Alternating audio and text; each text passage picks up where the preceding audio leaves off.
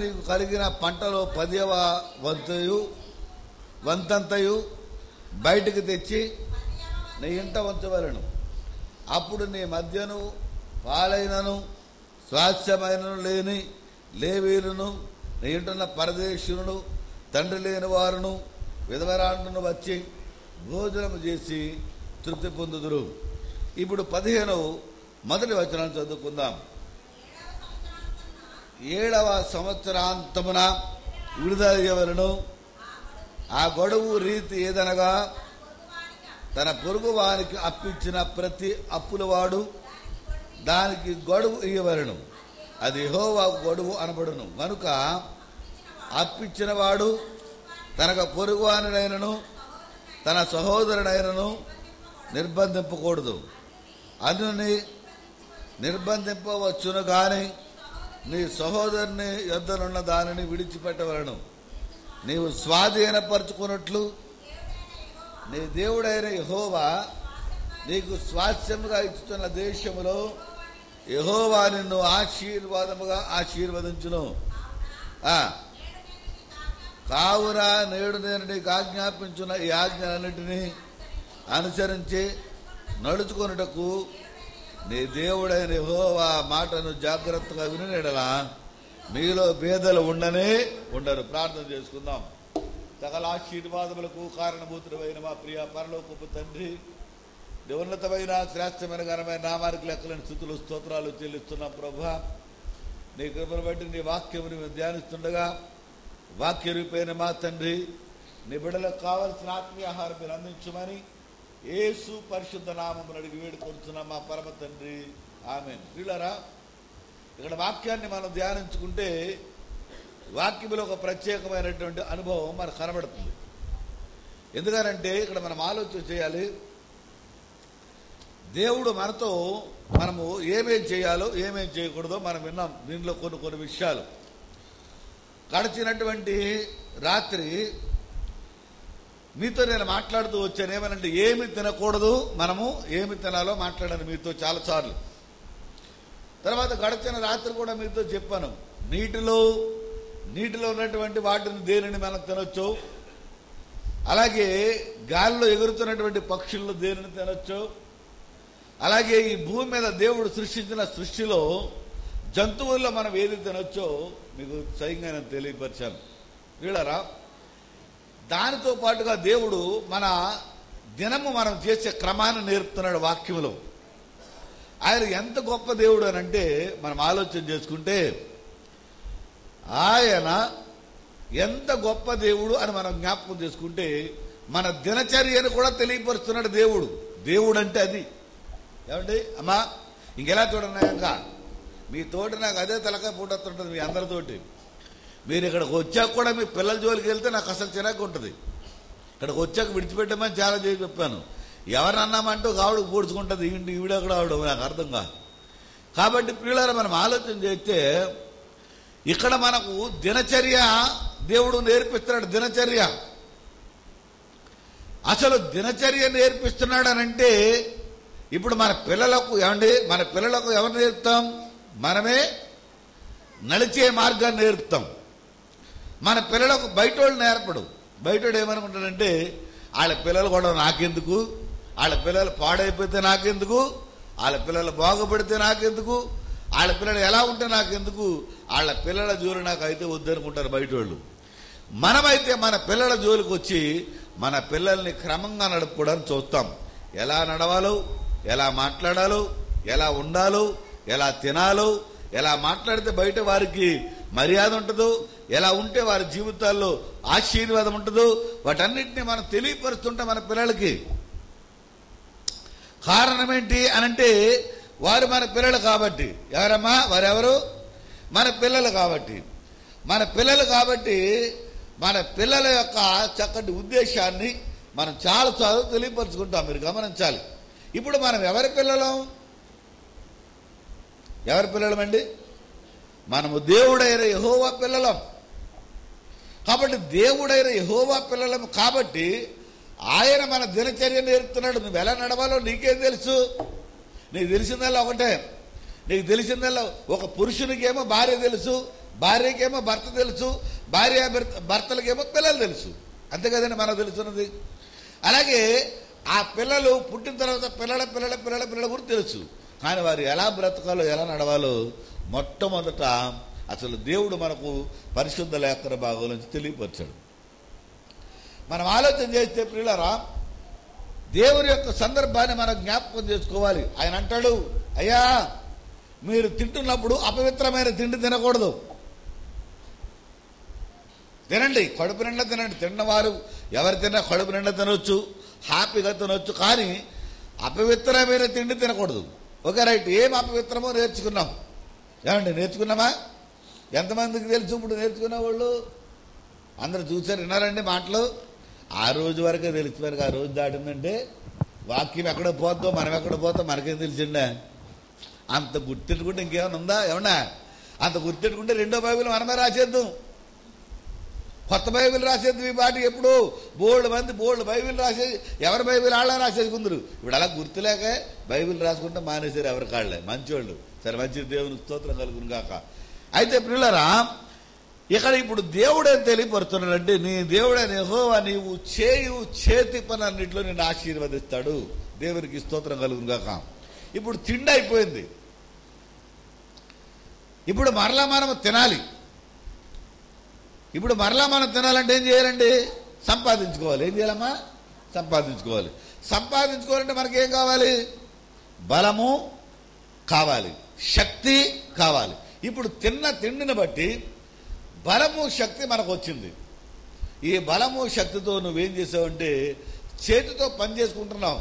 ఇప్పుడు కూలి పనికి వెళ్ళావో, కట్టేతకి వెళ్ళావో, కొప్పనూరుకి వెళ్ళావో, తాపీ పనికి వెళ్ళావో, లేకపోతే ఇంకా రకరకాలు ఏంటిది చెరుకు తోట పనికి వెళ్ళావో, చెరుకు తోటలకు వెళ్తారు కొంతమంది, చెరుకు తోటలు శుభ్రం చేయడానికి వెళ్తారు. అలాగే ఊడుపుకి వెళ్తారు కొంతమంది, కట్టేతకి వెళ్తారు కొంతమంది, కొప్పనూర్పులకి వెళ్తారు కొంతమంది, ఇక కొంతమంది స్పిన్నింగ్కి వెళ్తారు, అంటే స్పిన్నింగ్ మిల్లు, దారాల ఫ్యాక్టరీ, కొంతమంది బస్సులు నడుపుతారు, కొంతమంది ఆటోలు నడుపుతారు, కొంతమంది కార్లు నడుపుతారు, కొంతమంది ఉద్యోగాలు చేస్తారు, కొంతమంది వ్యాపారాలు చేస్తారు. ఇదంతా ఏంటంటే పని. ఇదేంటంటే ఒక పని. ఈ పని దేనికి అని మనం ఆలోచన చేస్తే ఈ పనంతా కూడా మనం బ్రతకడానికి. కేవలము మరలా తిరిగి మనము ఏ వస్తువులు తినాలో ఆ వస్తువులు మరలా తిరిగి మనం తెచ్చుకోవాలంటే మనం కష్టపడి చేయాలి, పని చేసుకోవాలి. ఇప్పుడు పని చేసుకోవాలి కాబట్టి చేతి పనిని దేవుడు ఆశీర్వదించాడు. తర్వాత నువ్వు చేయవలసిన ఒక పని చెప్పాడు. 3 సంవత్సరాలకు ఒకసారి మనము మనకున్న 10వ భాగం అంతటిని తీసి అది ఎవరికి ఇవ్వాలంట? లేవీలకు. చూడండి, ఆ ఏట నీకు కలిగిన పంటలో 10వ వంతంతయు బయటకు తెచ్చి నీ ఇంట ఉంచవలను. అప్పుడు నీ మధ్యను పాలైనను స్వాస్థ్యమైన లేని లేవీలను, నీ ఇంటనున్న పరదేశులను, తండ్రి లేని వారును, విధవరాండను వచ్చి భోజనము చేసి తృప్తి పొందుదురు. దేవునికి స్తోత్రం కలుగును గాక. ఈ 3 సంవత్సరాలకు ఒకసారి విధవరాండ్రకు, తండ్రి లేని వారికి, అలాగే ఆ లేవీలు అంటే మేము సేవకులు. లేవీలు అంటే ఎవరండి? సేవకులు. సేవకులకు నీ ఇంట భోజనం పెట్టాలి. కాబట్టి భోజనం పెట్టి ఏం చేయాలి? వారందరూ తిని తృప్తి పొందుతారు. ఎందుకనంటే నీవు కష్టపడి సంపాదించిన దాంట్లో మొట్టమొదటిసారిగా నీవెవరో పెడుతున్నావు అంటే సేవకులకు పెడుతున్నావు, తల్లిదండ్రులు లేని వారికి పెడుతున్నావు, విధవరాండ్రకు పెడుతున్నావు, ఆదరణ లేని వారికి పెడుతున్నావు. మంచి పని, బాగుంది. అలాగొచ్చేసి చూడండి, లేవీలను, నీ ఇంటనున్న పరదేశులను, తండ్రి లేని వారును, విధవరాండ్రను వచ్చి భోజనం చేసి తృప్తి పొందుదురు. 7వ సంవత్సరాంతమున విడుదల ఇవ్వలను. ఆ గడువు రీతి ఏదనగా తన పొరుగు వారికి అప్పిచ్చిన ప్రతి అప్పుల వాడు దానికి గడువు ఇవ్వలను. ఒక అప్పు ఇచ్చిన తర్వాత ఇప్పుడు నువ్వు సంపాదించుకున్న సంపాదన దేవుడు సంపాదించుకోమన్నాడు. మీరు గమనించాలి, దేవుడు సంపాదన ఇచ్చే దేవుడు. సంపాదించుకోవద్దనే దేవుడు అయితే ఈయన కాదు. సంపాదించుకున్నాక ఇష్టానుసారంగా ఖర్చు పెట్టుకోవడం అనేది మన ఇష్టం. అది దాన్ని జాగ్రత్తగా ఈయన చెప్తున్నాడు ఎలా చేయాలి. నువ్వు సంపాదించుకున్న తర్వాత ఈ 3 సంవత్సరాల సంపాదనలో ఏం చేసావంటే నీకు వచ్చిన లాభంలో కొంతమందికి అన్నదానం చేసావు. ఏ దానం అండి? ఏ దానమమ్మా? అన్నదానం చేసావు. వీళ్ళందరూ తిన్నారు, తృప్తి పొందారు. అమ్మయ్య మా అందరికీ భోజనం పెట్టాడు అన్నారు. అయితే నువ్వు పడిన కష్టానికి నిన్ను దీవించారు, అయిపోయింది. ఇప్పుడు పడిన కష్టంలో కొంత సొమ్ము తీసుకుని ఒకవేళ నీకు ఎక్కువైన తర్వాత కొంతమందికి అప్పివ్వడం నేర్చుకో. ఎలాగా? చదవండి. అప్పిచ్చిన తర్వాత అప్పిచ్చిన వారికి గడువు ఇవ్వడం నేర్చుకో. గడువు ఇవ్వాలి. ఎన్ని సంవత్సరాలు గడువు ఇవ్వాలి? చూడండి. తమ పొరుగు వారికి అప్పిచ్చిన ప్రతి అప్పుల వాడు దాని గడువు ఇవ్వరును, అది యెహోవాకు గడువు అనబడును. కనుక అప్పిచ్చిన వాడు తన పొరుగు వానైనను తన సహోదరునైనను నిర్బంధింపకూడదు. అప్పిచ్చినప్పుడు ఎవరికి ఇచ్చినట్టు అప్పు? యెహోవాకు. ఓసారి మీకు మాట చెప్తాను, సందర్భమైన మాట కొన్ని చెప్తాను, మాటలు వినండి. ఒకసారి ఏం జరిగిందంటే నేను అప్పు అడిగాను. అప్పుడైతే ఆయన ఎవరో అన్నారు తర్వాత ఒకసారి అంటే నేనేం చెప్పానంటే అప్పు తీసుకున్న తర్వాత మీరేం వర్క్ చేస్తారన్నాడు ఆయన నన్ను. నేను పాస్టర్నండి. అసలు ఏం వర్క్ చేసేవారు అన్నాడు. నేను ఎలక్ట్రీషియన్ వర్క్ చేసేవారు. నేను దేవుని వాక్యాన్ని చాలా బాగా చదువుతానండి అన్నాడు. మంచిదండి, చాలా సంతోషం. తర్వాత అన్నాడు ఆయన, నాకు అప్పు ఇవ్వడం అంటే చాలా ఇష్టమండి, నేను అప్పిస్తూ ఉంటాను, ఇవ్వాలి కూడా అలాగా, మన వాక్యం అలాగే చెప్పింది అన్నాడు. చాలా సంతోషం, నాకు అప్పు దొరికింది అనుకున్నాను. ఎందుకంటే మాట ఎలా ఉందంటే, ఆ మాట ఎలా ఉంది? వాక్యము అప్పిమ్మని చెప్పాడండి దేవుడు. పైగా మీలాంటి వాళ్ళకి అప్పు ఇవ్వడం చాలా మంచిదని దేవుడు చెప్పాడు అన్నాక నేను చాలా సంతోషపడి అనుకున్నాను మనసులో, అమ్మయ్య నాకు అప్పు దొరికేసింది అనుకున్నాను. అనుకున్న తర్వాత మూడోసారి ఆయన ఇంటికి వెళ్ళేటప్పటికి ఆయన అంటాడా, పక్కనున్న ఆయన అన్నాడు, ఈయన లేడు. అప్పుడు ఏమండే పలానా ఆయన అప్పిస్తానన్నాడు అంటే ఎన్ని రోజులు అయింది అని అడిగాడు. దగ్గర 10 రోజులు 15 రోజులు అవుతుందండి అన్నాను. అలాగా, మీకు ఒక మాట చెప్తాను వింటారా అన్నాడు. ఏంటి చెప్పండి అన్నాడు. ఏమీ లేదు, ఆయనకి వాక్యం అంతా తెలుసు. నిజమేనండి, వాక్యం తెలిసి ఆయనకి, లేకపోతే నేను అప్పటికి వెళ్ళాను. ఆయన ఏమన్నాడు తెలుసా నాతోటి, పాస్టర్ గారు లేవీయులకు భోజనము పెట్టాలి, అప్పు కూడా మేము ఇవ్వాలి. అది మీకు ఇచ్చినట్టు కాదండి, మేము ఎవరికి ఇచ్చాం? దేవుడికి ఇచ్చాం. ఒకవేళ మీరు ఇస్తే ఇవ్వండి, లేకపోతే దేవుడికే మేము అప్పిచ్చాం కాబట్టి మా అప్పు ఏదో దేవుడి దగ్గర ఉంటుంది అన్నాడు ఆయన. అప్పుడు నేను చాలా సంతోషపడి, పోన్లే దేవుని కృపను బట్టి ఆయన అనుకున్న ముందైనా అవసరమైతే నాకున్న ఏ సామాన్లైనా అమ్మేసి అప్పు తీర్చాలనుకున్న నిర్ణయానికి వచ్చేసానండి. నేను అప్పు తీరిన తర్వాత ఆ టైంకి రాకపోతే నాకున్న సరుకులు ఎదుట అమ్మేసి ఇచ్చేద్దాం అనుకున్నానంటే అప్పుడు ఆయన అన్నాడు, మీకు ఒక మాట చెప్తానండి. ఏంటంటే ఆయన అంటాడు, మనం అప్పిస్తామనుకో పాస్టర్ గారికి, అప్పిచ్చాక పాస్టర్ గారండి అప్పు ఇవ్వండి అంటే బాగుంటుందా? అప్పు మాకు ఇచ్చేయండి అంటే బాగుంటుందా?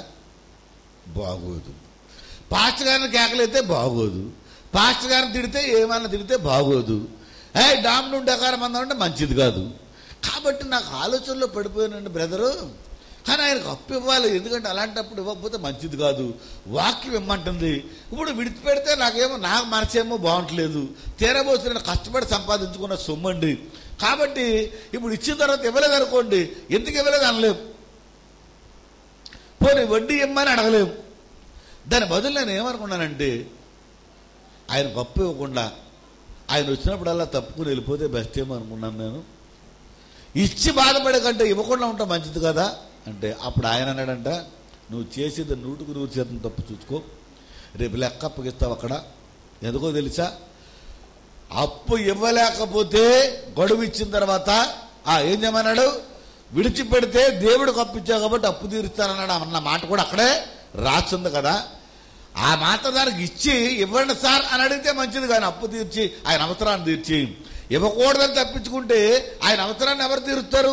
నీ మీద ఆధారపడిన వ్యక్తి ఎందుకు పరగనుడు అయిపోతాడు కదా. అది నువ్వు చేసింది ఎంత తప్పో తెలుసు అంటే, ఏమంటే తప్పు ఒప్పులు కూడా దేవుడు ఎరుగాని వాక్యం తెలుసు కానండి, ఆయనకి ఇచ్చి నేను ఇబ్బంది పెట్టి ఇవ్వండి అంటే ఇష్టం లేక నేను వెళ్ళిపోతానండి వెళ్ళిపోయాడంట. అందుకని ఈ 3 ట్రిప్పులు ఇచ్చి నాకు దొరకట్లేదు, ఎప్పుడు వెళ్ళేసారు అప్పుడు ఇంటికి వచ్చేసాను. ఇంటికి వచ్చి ప్రభువా ఏంటిది, వాక్యం తెలిసాక కూడా ఇంత ప్రమాదం ఉంటుందా? వాక్యం తెలియనివాడు నా ఇంకా దీని మీద.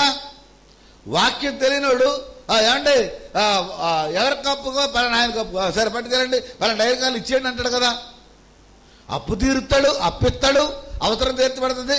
టయానికి ఇవ్వకపోతే ఇంకో 10 రూపాయలు వడ్డీ తీసుకుంటాడు. పోనీ అనుకుందాం మనలో మనమాట.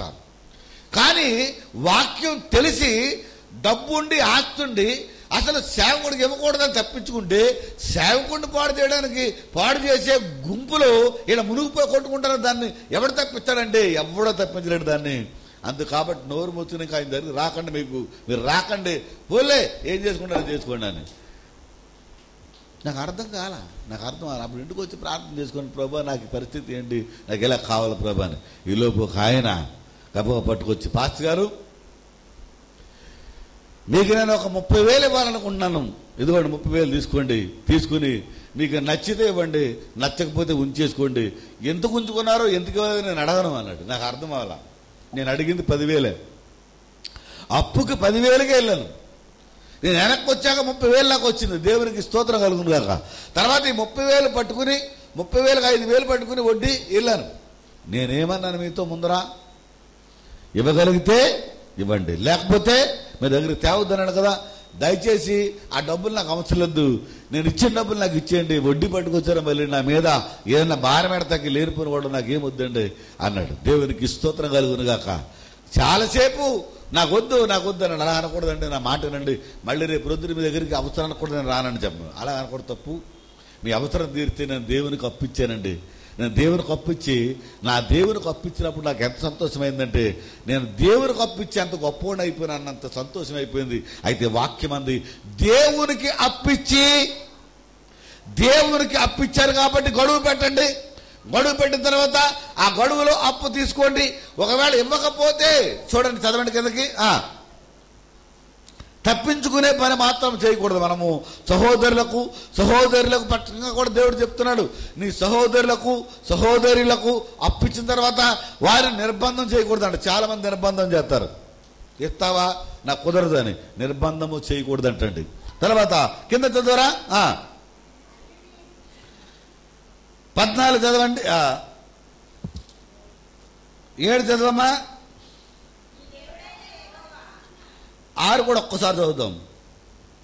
ఏలనగా నీ దేవుడైన యెహోవా నీతో చెప్పి ఉన్నట్లు నేను ఆశీర్వదించిన కనుక నీవు అనేక జనములకు అప్పిచ్చేదువు గాని అప్పు చేయవు, అనేక జనములను ఏలుదువు గాని వారిని ఏలరు. దేవునికి స్తోత్రం కలుగును గాక.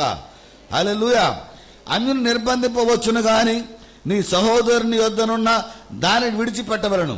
నీవు స్వాధీనపరుచుకున్నట్లు నీ దేవుడైన యెహోవా నీకు స్వాస్థ్యముగా ఇచ్చిన దేశములో యెహోవా నిన్ను నిశ్చయముగా ఆశీర్వదించును. హల్లెలూయా.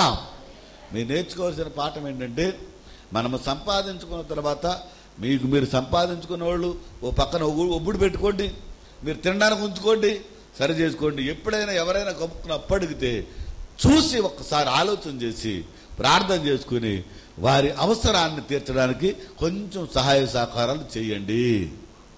అలాగూ చేయడం ధర్మము అంటున్నాడు ఆయన వాక్యములో. ఒకవేళ నీ సొంత సహోదరులు అయితే వారిని నిర్బంధించుకు. ఒకవేళ వారు ఇవ్వలేకపోయారనుకో, నీ రక్త సంబంధికులు ఇవ్వలేకపోయారే అనుకుందాం, ఒకవేళ విడిచిపెట్టినా దానివల్ల నష్టమేమీ లేదన్నాడు. ఒకవేళ బయట వాళ్ళకి ఇచ్చామనుకో, ఇచ్చి వారి అవసరాన్ని తీర్చు. నీకున్నదాన్ని దాచుకుని ఎక్కడో పెట్టుకుని వీళ్ళ అవసరం తీరకుండా ఆకలికి చనిపోతూ ఉంటే, ఆకలితో బాధపడతా ఉంటే, అవసరం తీరక వారు కష్టపడుతుంటే వారిని చూసి నువ్వు సంతోషపడవద్దు. క్రైస్తవుడా, వారికి సహాయం ఇచ్చేయి. చేసిన సహాయాన్ని ఇచ్చినప్పుడు తీసుకో, నిర్బంధించుకో అని చెప్తున్నాడు. దేవుని వాక్యం ఎందుకు చెప్తున్నాడంటే, నీకు ఇచ్చిన ఆహారంలో నీకు ఇచ్చిన బలము శక్తిని బట్టి సంపాదించుకున్నా కాబట్టి అది దేవునిది. అది ఎవరిదండి? దేవునిది. దేవునిది నువ్వు ఎలా చేయాలో ఆయన చెప్తున్నాడు నీకు. అది ఆయింది. మన బలం ఆయింది, మన శక్తి ఆయింది, మన ప్రాణం ఆయింది. మనం ఆయన వారము.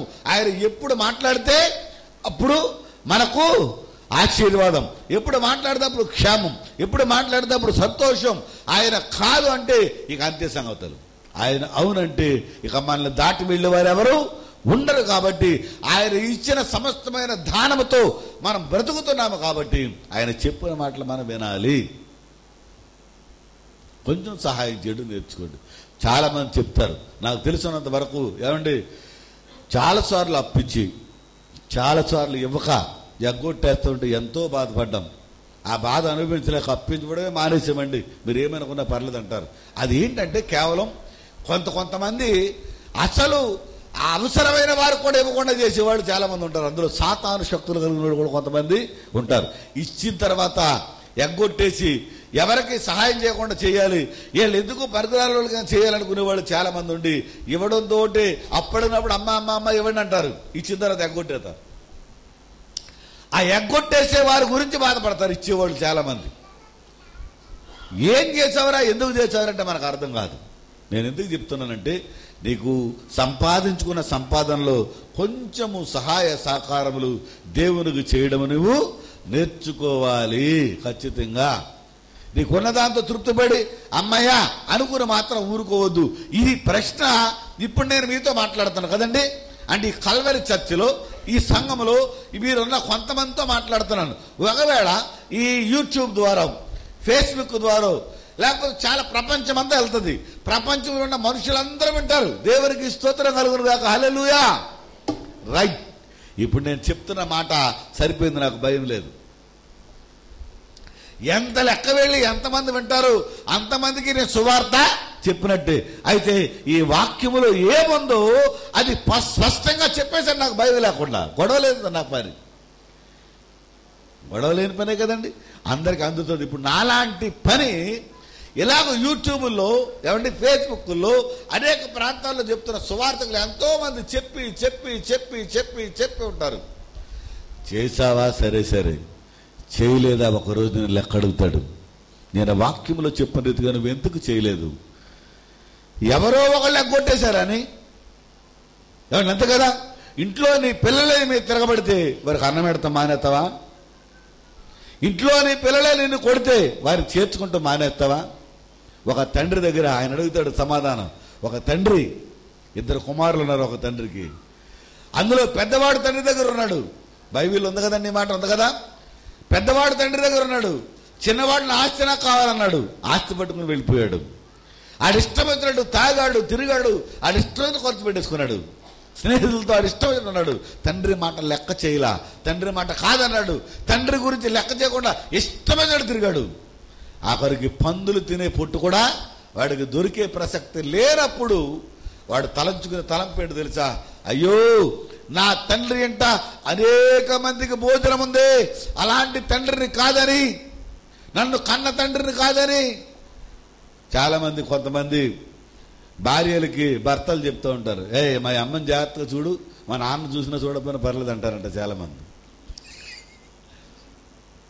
ఇక్కడ విచిత్రమైన వాళ్ళు, తండ్రి లేకపోతే తల్లి ఎక్కడి నుంచి వస్తుంది? ఆ తల్లి అవ్వాలంటే ఎవరు ఉండాలి? అమ్మా. వీళ్ళు కూడా మరే బాబా నన్ను చూడబోయి మీ నాన్న చూడకు, ఎలా కొట్టాడు తెలుసా? అమ్మ బాబాయ్, ఎవరో తల్లి ఎలా కొట్టేశాడు మీ నాన్న, నేను ఓర్చుకున్నా కానీ ఎవరైతే ఓర్చుకోరు. వీడికి ఇంకా టెన్షన్ పెరిగిపోతుంటుంది. మామూలుగా ఉన్నవాడు ఇలాగ అయిపోతుంటాడు. బాబా అన్నం ప్లేట్ ఇసిరేసివాడు, అదేసేసివాడు, ఇదేసేసివాడు, ఉన్నాయి లేని ఆ పొంగు ఈ పొంగు చెప్పేటప్పుడు వీడు కోపం వచ్చేది. ఎందుకు? తండ్రి లేకపోతే తల్లి, తండ్రి లేకపోతే తల్లిగా మారే అవకాశం లేదు కదా. నువ్వు ఆలోచన చేయ ఒకసారి. తండ్రే మూల కారణం. తండ్రిని నిషేధించిన నీవు ఎందుకు పనికిరాం? మనం నీ జీవితంలో ఆలోచన చేసుకో ఒకసారి. అసలు నీ తల్లిని తండ్రిని సన్మానింపు అన్నాడు దేవుడు. కాబట్టి తల్లులు చాలా మంది కొంచెం అలా సపోర్ట్ చేస్తుంటారు పిల్లలకి, వీళ్ళని చూసేయాలని. ఎందుకే ఒక్కో తల్లి చెప్తుంది బాబా, ఒక్కో తల్లి అంటది, ఎందుకు వెళ్తున్నా మీ నాన్న జోలికి? కొడతాడు, కొడతాడు, తిడతాడు. అతని ఇష్టం, అతని భార్య. నేను నువ్వు పిల్లోళ్ళ ఉండరా, మీద కొత్తనావేంటి, కొడతాడు, కొత్తనావేంటి? కొంతమంది తల్లులు అంటారు, నాయన ఇంత ఓర్చుకున్నాను, అసలు ఎంత చేశాడు, నువ్వు కొట్టాలి బావా. కొట్టాలా? ఏం కొట్టాలి? కొంతమంది తల్లు అలా ఎక్కేస్తారు, ఎక్కే చేత ఉంటారు. అలా ఎక్కేయకూడదమ్మా, చాలా ప్రమాదం. మీరు ఏమనుకుంటున్నారు? కాబట్టి నేను ఎందుకు చెప్తున్నానంటే, ఇక్కడ మన జీవితాల్లో మనం ఆలోచన చేసుకున్నప్పుడు ఆ తండ్రి ఇతనికి ఎవరి ఆలోచనకు వచ్చాడు? తల్లి ఆలోచనకు రాలా. ఏమండి, ఇప్పుడు చిన్న కుమారుడు డబ్బులు పోగొట్టేసుకున్న వాడికి ఎవరు ఆలోచన వచ్చారు? నా తండ్రి ఇంట అనేక మంది భోజనము చేస్తూ ఉంటారు, నా తండ్రి ఇంట కాదని నా ఇష్టమైన జీవితాన్ని జీవించడానికి నా ఇష్టమైన ప్రవర్తించాను నేను. తాగుడికి, తిరుగుడికి, పేకాటకి, లేకపోతే జోదానికి, వ్యభిచారానికి, దొంగతనానికి నా జీవితాన్ని పాడు చేసుకున్నా. అయ్యో నా తండ్రి, నేను నిన్ను కాదని నేను తప్పు చేశాను, ఇప్పుడు నేను నా తండ్రి ఇంటికి వెళ్తాను, దేవునికి స్తోత్రం కలుగును గాక అన్నప్పుడు ఆ కుమారుడు చిన్నబుచ్చుకుని ఒక పనివారుగా వెళ్దామనుకున్నప్పుడు కూడా ఆ తండ్రి దూరంగా ఉండగా ఆ కుమారుడిని చూసి, ఓ నా కుమారుడు అని పరుగున వచ్చి అతన్ని ముద్దు పెట్టుకొని అతన్ని కౌగలించుకొని అతని కోసం 2 దూడలను కొయ్యించి ఒక మంచి విందు చేసి, చనిపోయిన కుమారుడు తిరిగి బ్రతికేను, దేవునికి స్తోత్రం కలుగును గాక. హల్లెలూయా. ఎంత పండగ చేసుకున్నాడు దేవుడు. ఒక్కసారి నువ్వు ఆలోచన చేసుకో, నీ కుమారుణ్ణి నువ్వు విడిచిపెట్టగలవా? ఈనాడు మీరు నా కుమారులందరూ, మీరెవరు? నా కుమారులు. మీలో మీరు ఒకరితోనొకరు తండ్రులు, తల్లులు, కుమారులుగా ఉన్నారు. కాబట్టి దయచేసి మీ జీవితాల్లో క్షేమమును, మేలును చేయడం మర్చిపోవద్దు అని చెప్తున్న మాట అది. కాబట్టి అలాగూ ఒక తండ్రి కుమారుడు పాడు చేసిన డబ్బంతా పాడు చేశాడు. ఆ కుమారుని ఆ తండ్రి చేర్చుకోలేదా? చేర్చుకున్నాడు కదా. ఆ కుమారుని పక్షంగా ఒక విందు చేయలేదా? మరి ఎందుకు దేవుని దగ్గరికి వచ్చేసరికి మీ ఇష్టానుసారంగా ఉంటారు? అయితే అలా ఉండొద్దు, ఇలా చేయండి. ఎలాగూ చదవమ్మా. 6 ఏళ్ళనగా నీ దేవుడే యెహోవా నీతో చెప్పినట్లు నిన్ను ఆశీర్వదించను కనుక నీవు అనేక జనములకు అప్పిచెదవు గాని అప్పు చేయవు, అనేక జనములను ఏలుదువు గాని వారు నిన్ను ఏలరు. దేవునికి స్తోత్రం కలుగును గాక. ఆయన చెప్పిన ప్రకారం నువ్వు చేస్తే ఇవ్వండి, ఆకలి ఉన్న వారికి ఆహారం పెట్టండి, వస్త్రహీనుడు కనపడినప్పుడు వారికి వస్త్రాలు ఇవ్వండి, దిక్కుమాలిన పేదలను ఆదరించండి. మనం బ్రతుకున్నంత కాలంలో మనం చేయవలసిన కొన్ని పనులు ఆయన చెప్తున్నాడు కదండి. 3 సంవత్సరాల తర్వాత నీ పంటలో కొంత సమకూర్చుకున్న పంటలో కొంతమందికి భోజనం పెట్టు, 10వ భాగమంతా తీసి పక్కన పెట్టు, దేవుని సందులో పెట్టు, అది భోజనం పెట్టు. కొంతమందికి దిక్కుమాలిన పేదలకు భోజనం పెట్టు. ఇక నీకు మిగిలిన కొంత ధనములు కొంతమందికి వారికి అప్పించి, నీ సహోదరులు అయితే ఒకవేళ తీర్చలేకపోతే విడిచిపెట్టు, తీర్చగలిగితే వారి దగ్గర డబ్బులు తీసుకుని ఇంట్లో దాచుకుని మరలా ఎప్పుడైనా అవసరమైనప్పుడు వారికి కొంతమందికి అవసరాలు తీర్చడం నేర్చుకో, కొంతమందిని ఆదరించడం నేర్చుకో, కొంతమందిని ప్రేమించడం నేర్చుకో, కొంతమందిని బలపరచడం నేర్చుకో, కొంతమంది ఆకలి తీర్చడం నేర్చుకో. నీ ఆకలి తీర్చి నీ పంటను పండించి నీకు ఆరోగ్యమును, శక్తిని, బలమును, తెలివిని, జ్ఞానమునిచ్చిన నీ దేవుడైన యెహోవాను నేను నిన్ను ఆశీర్వదిస్తున్నాను కదా. అలాగే నీవు కూడా నా కుమారుడుగా అనేక మందిని ఆశీర్వదించు సుమా అని దేవుడు మనతో మాట్లాడుతున్న మాటలు ఇవన్నీ. అలాగ చేసినప్పుడు మనల్ని ప్రశ్నించే అధికారం ఎవరికి ఉండదు. దేవుడు కూడా మనల్ని ప్రశ్నించడండి. దేవుడు కూడా మనల్ని ప్రశ్నించడు. అమ్మయ్య అనుకుంటాడు. చూడండి, ఒక మాట చెప్పనా.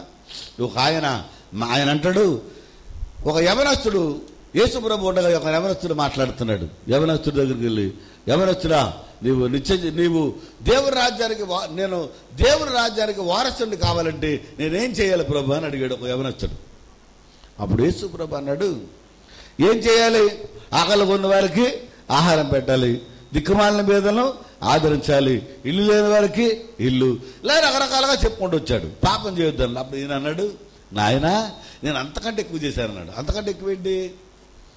ఆకలి కొన్న వారికి ఆహారం పెట్టాను, వస్త్రహీనుడు కనపడితే వస్త్రాలు ఇచ్చాను, దిక్కుమాలిన పేదలను ఆదరించాను, ఇల్లు లేని వారికి ఇల్లు కట్టించాను, ఏమంటే పళ్ళు లేని వారికి పళ్ళు కట్టించాను. పళ్ళు కట్టిస్తారా? పళ్ళు లేని పళ్ళు కట్టించాడు అనుకోండి, ఒకవేళ పొరపాటుని కరుత్తు మొదలెడతారు. వీళ్ళ పళ్ళు లేనివాడు పళ్ళు లేకుండా ఉంటే మంచి, పళ్ళు కూడా మనకెందుకు కాబట్టి ఇచ్చాను ప్రభు. తర్వాత ప్రభు అసలు ఎంతమంది ఏమడిగినా కాదనకుండా అన్ని చేసుకుంటూ వచ్చాడు. శబాష్, నీలాంటి వాడు నాకు కావాలి. అయితే పంచేయి. ఇప్పుడు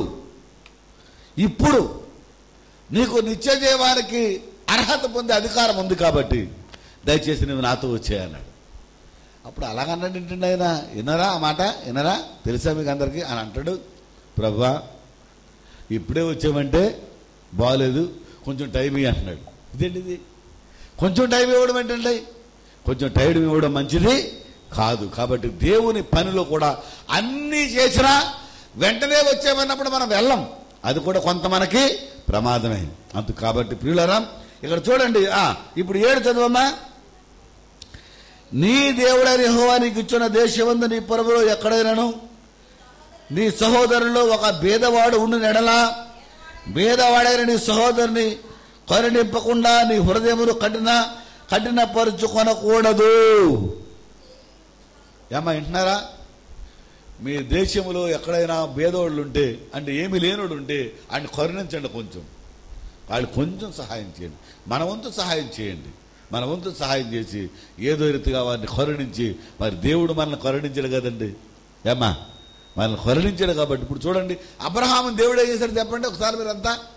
అంటే అబ్రహాముని దేవుడు ఏం చేశాడు, కరుణించాడు. అబ్రహాం అసలు వచ్చినప్పుడు ఎలా వచ్చాడు, తన భార్యని తన అన్న కొడుకైనా లోతును తీసుకుని వచ్చాడంతే. వచ్చినప్పుడు అతనికి ఆస్తి అంతస్తు ఏమీ లేదండి, వారు కేవలం వట్టివారిగా వచ్చారు. రాను రాను రాను రాను రాను రాను దేవుడు అబ్రహామును కరుణించాడు. లెక్కించలేనంత ఆస్తిని, లెక్కించలేని గొర్రెలు, లెక్కించలేని మేకలు, లెక్కించలేని ఒంటెలు, లెక్కించలేని పనివారు అబ్రహాముకు సమృద్ధికి ఇచ్చేసాడు. దేవునికి స్తోత్రం కలుగును గాక. హల్లెలూయా. మీరు కూడా ఏం చేయాలంటే, అబ్రహాము అనేక మందిని కరుణించాడు. అబ్రహాం ఏం చేశాడు తెలుసా, అనేక ప్రాంతాల్లో నువ్వులు తవ్వించాడు నీళ్ల కోసం. నీళ్లు త్రాగడానికి ఆ ఎడారి ప్రాంతాల్లో నువ్వులు తవ్వించి అనేక మంది నీళ్లు త్రాగి దాహం తీర్చుకోవడానికి, సేద తీర్చుకోవడానికి కొన్ని పురములు నిర్మించాడు. దేవునికి స్తోత్రం కలుగును గాక. ఈనాడు నీ జీవితంలో కూడా కొంతమందికి సహాయ సహకారాలు చేయమంటున్నాడు దేవుడు. భేదవారిని కనిపించినప్పుడు వారికి నీకు తోసినంత సహాయము చెయ్యే. తర్వాత నేను ముగిస్తాను. తర్వాత నీ చెయ్యి ముడుచుకొనక వారి కొరకు అవశ్యముగా చెయ్యి చాచి వారి అక్కర చొప్పున ఆ ఎక్కరకు చాలినంత అవశ్యముగా వారికి అప్పియవలను. నువ్వు చెయ్యి ముడుచుకోవద్దు, మీరెవ్వరూ ముడుచుకోవద్దు. తగినంత కొంచెం సహాయం వారికి చేయండి. ఎంత అవసరం ఉందో అంత అవసరం నువ్వు చేయగలిగితే చెయ్యి.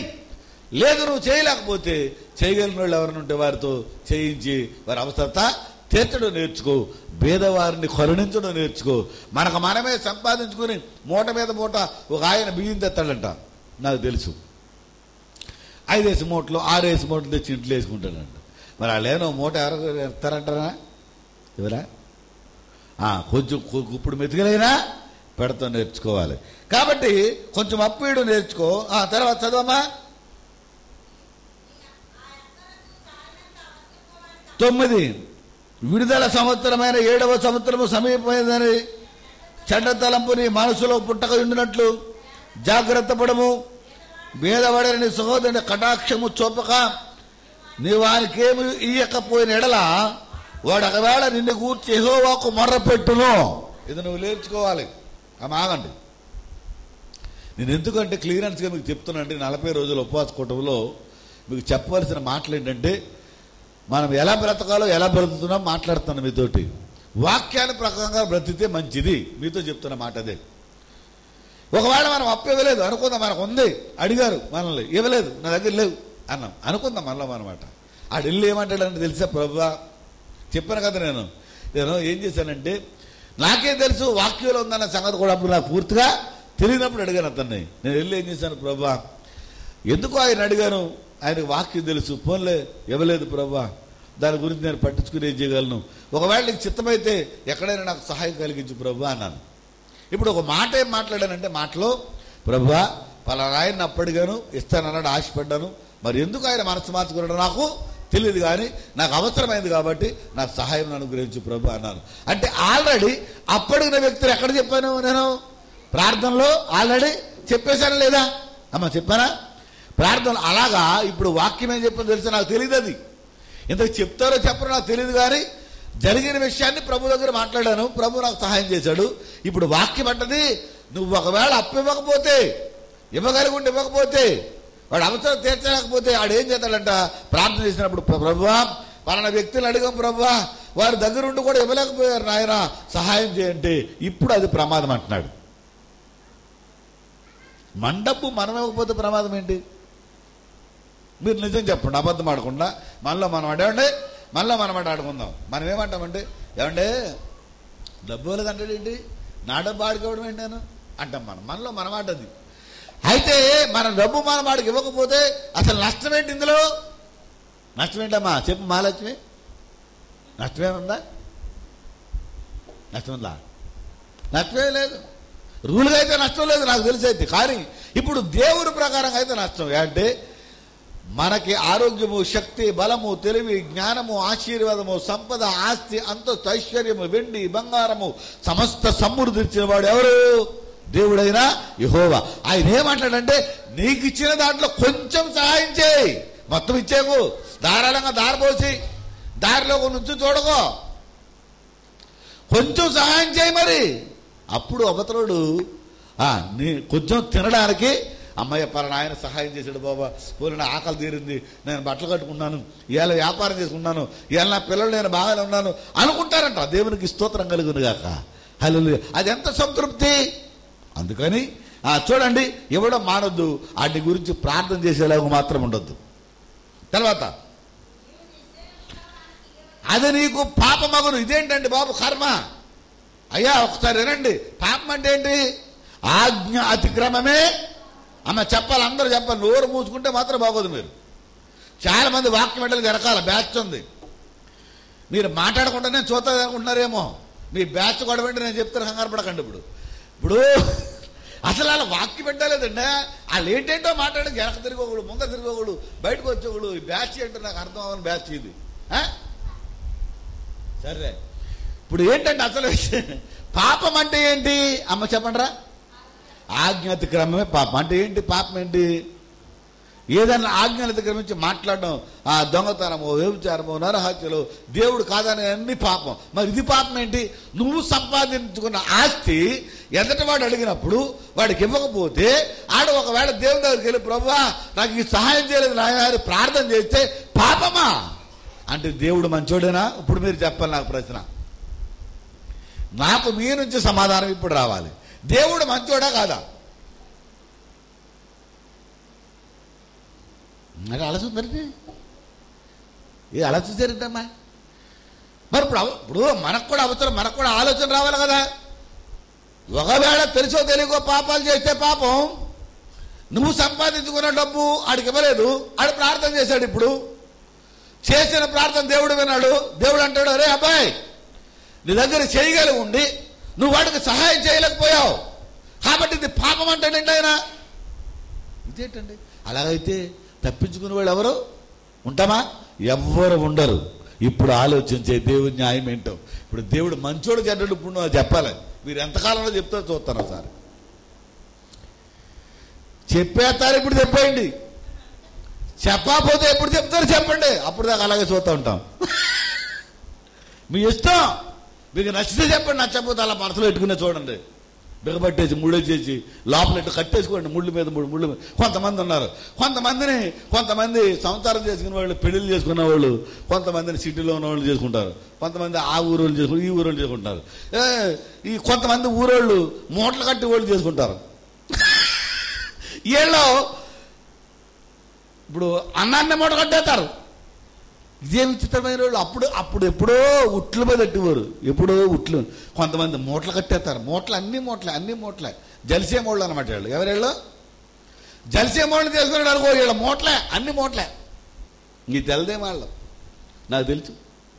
మూటలో అన్ని మూటలే. ఇక ఇప్పుడు కుక్కర్ ఉందనుకో, కుక్కర్ మూట, స్టవ్ ఉందనుకోండి, వండుకొని స్టవ్ మూట, సంచి మూట, బట్టల మూట, ప్యాంటు మూట, చొక్కా, ఇది మూట ఏంటిది? ఇప్పుడు మీరు మూట కట్టేయండి అమ్మా. ఈ మాట మూట కట్టేది కాదు, వాళ్ళ తెలవక మూట కట్టేస్తారు, మీరు తెలిసి మూట కట్టేయండి ఈ మాట. కాబట్టి ఇది పాపమేనా? నా ప్రశ్న, మీరు సమాధానం చెప్పాలి. నేనేమంటానంటే నా దృష్టిలో పాపమే. నీవు నన్ను బ్రతికించావు ప్రభా, నాకు సమస్తాన్ని ఇచ్చావు. ఈ లోకంలో సంపాదించుకుని నేనేమి దీన్ని చేయలేను ప్రభు, దీన్ని ఏమి చేయలేను, నేను అంత విడిచిపెట్టిపోవాలి. కానీ నువ్వు బ్రతికించిన నీ మాట చెప్పినా, నువ్వు దేవుడికి అంగీకరించాక నీ వాక్యానుసారంగా చేస్తే నాకు పరలోకం దొరుకుద్ది కదా. పరలోకం కోసమే కదా నేను ఇక్కడ ప్రాకులాడుతున్నాను. పరలోకం లేకపోతే నేను ప్రాకులాడవలసిన అవసరం నాకు లేదు కదా. కాబట్టి నేను చేసింది పాపమే. అప్పటికిన తర్వాత ఇవ్వకపోతే పాపమే. అలా ప్రార్థన చేస్తారు మన కోసం, ఇవ్వలేదు ప్రభు అని, అది పాపం అంటున్నాడు దేవుడు. చాలా దారుణం అండి. కాబట్టి దయచేసి ఇలాంటి పాపాలు మన మీద ఉంచుకోవద్దు. మనకు తోసిన దాంట్లో మంచో చెడ్డో, ఏమండే మనం సంపాదించుకున్న దాంట్లో మంచో చెడ్డో, కొద్దో గొప్ప మనకు తోసినంత, కొంతమందికి లేని వారికి, దిక్కుమాలిన వారిని, దరిద్రుల్ని కథంత ఆదరించి ప్రేమించి కొంచెం భోజనం పెట్టి సహాయ సహకారాలు చేద్దాం. దానివలన మనము దేవుని దగ్గర మంచి స్థానాన్ని సంపాదించుకుంటాం, పాపం లేకుండా ఉంటాం. ఇది కూడా పాపం అంటున్నాడు దేవుడు. కింద చదవరా, నీవు నిశ్చయముగా వానికి ఇవ్వలను, వానికి ఇచ్చినందుకు మనసులో విచారింపకూడదు. అందువలన నీ దేవుడైన యెహోవా నీ కార్యములన్నింటిలోనూ నీవు చేయు ప్రయత్నములన్నింటిలోనూ నిన్ను ఆశీర్వదించును. హల్లెలూయా. నువ్వేం విచారపడద్దు, నువ్వు ఇవ్వాలి. పాపం లేకుండా ఉండాలంటే అప్పో చప్పో ఆడు ఎలాంటి ఇచ్చిన తర్వాత దేవుడు నిన్ను ఆశీర్వదిస్తాడు. నువ్వు భయపడవలసిన అవసరం ఏమీ లేదు. 11 వరకు చదువుకుని ముగించుకుందాం. పేదలు దేశములో ఉండక మానరు, అందుచేత నేను దేశములో ఉన్న నీ సహోదరులకు, దీనులకు, పేదలకును అవశ్యముగా నీ చెయ్యి చాపలని నీకు ఆజ్ఞాపించుచున్నాను. హల్లెలూయా. మన దేవుడైన యెహోవా మనతో మాట్లాడుతున్న మాట ఇది. ఒక మనుషుడు చెప్తే మనం వినొద్దండి, ఎవరో చెప్తే మనకు అనవసరం. దేవుడైన యెహోవా చెప్తున్న మాట విందాం, దాని ప్రకారం బ్రతుకుదాం. దీని వలన ఈ లోకంలో క్షేమము, సంతోషము, సుఖం ఉంటుంది.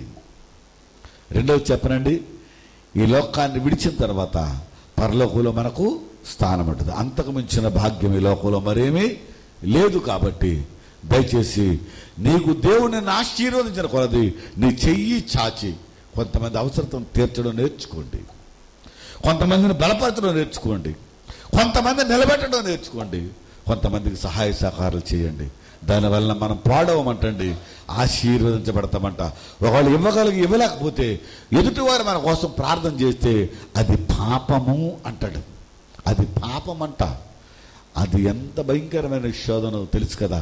ఆ శోధన మన మీద లేకుండా ఉండునట్లుగా మనం ఆ పాపాన్ని తుడుచుకుందాం, తొలగించుకుందాం. దేవుడైన యెహోవా మాట విని అనేక మందికి మనకిచ్చిన ఆశీర్వాదములో కొంచెం కొంచెం సహాయ సహకారాలు చేసుకుంటూ వెళదాం. దేవుడు తన వాక్యమును దీవించునుగాక. ప్రార్థన చేసుకుందాం. పరిశుద్ధుడైన మా తండ్రి, కృపగల మా దేవ, ఇది నీ వాక్యాన్ని విన్న వాక్యములో నుండి ప్రభా మేము ఎలాగ బ్రతకాలో నేర్పుతున్నాం, మేము ఎలా నివసించాలో, మేము ఎలా ఉండాలో తెలియపరిచావు, ఏమి తినాలో తెలియపరిచావు. మాకు ఇచ్చిన ఆశీర్వాదాన్ని బట్టి మేము ఎంతమందికి సహాయ సహకారాలు చేసి ఎలా ఉంటే మంచిదో తెలియపరిచావు. ఇవ్వడం ఎలాంటిదో, ఇవ్వకపోవడం ఎలాంటిదో, ఇస్తే ఏమవుతామో, ఇవ్వకపోతే ఏమవుతామో. పేదలు అనేవారు ఉండక మానరు అన్నావు. నిజమే, ఉండక మానరు. కానీ మాకు తోచిన సహాయ సహకారాలు చేసుకుంటూ వెళితే దానివలన క్షేమము, సంతోషము, లాభమే తప్ప అపాయము, కీడు, నష్టము లేదన్నావు ప్రభా. అటు దీవెన బిడ్డలందరూ పొందుకున్నట్లు సహాయం చేయమని మా దినచర్య నేర్పుతున్న మా తండ్రి నీకే వందనాలు ప్రభా. నీకే మహిమ, ఘనత. మా దినచర్యను నేర్పరు ప్రభా. చాలా మంది మేము పాడైపోతే చూసేవాళ్ళు చాలా మంది ఉన్నారు, మేము దరిద్రులు అయిపోతే చూసేవారు చాలా మంది ఉన్నారు, మేము నరకానికి పోతే నవ్వుకుందాం అనేవారు చాలా మంది ఉన్నారు. నువ్వు అలాంటి దేవుడు కాదు. మేము నరకానికి వెళ్ళకూడదని, మేము పరలోకానికే రావాలని, ఈ లోకంలో బ్రతికినంతకాలం సుఖ సంతోషాలతో ఉండాలని మా దినచర్య నేర్పుతున్నావు ప్రభు. మాకు నీకు మించిన దేవుడు లేడు. మా యేసయ్య, మా రక్షక, మా దేవుడా, నీకు మించిన దిక్కు మాకు లేదు. నీవే మాకు దిక్కు ప్రభా. అటు నీవే ఆశీర్వాదములకు బిడ్డలందరూ పాత్రలగినట్లు సహాయం చేయండి ప్రభా. ఈ ప్రార్థన కూడా పెట్టుకునే కుటుంబాన్ని కూడా బిడ్డ దీవించి ఆశీర్వదించండి. నీ కాపుదల సమృద్ధిగా కుటుంబానికి తోడయించండి. నీ శక్తిని, బలమును తోడయించండి ప్రభా. తగిన ఆశీర్వాదంతో నింపమని యేసు పరిశుద్ధ నామమున అడిగి వేడుకొనుచున్న మా పరమ తండ్రి.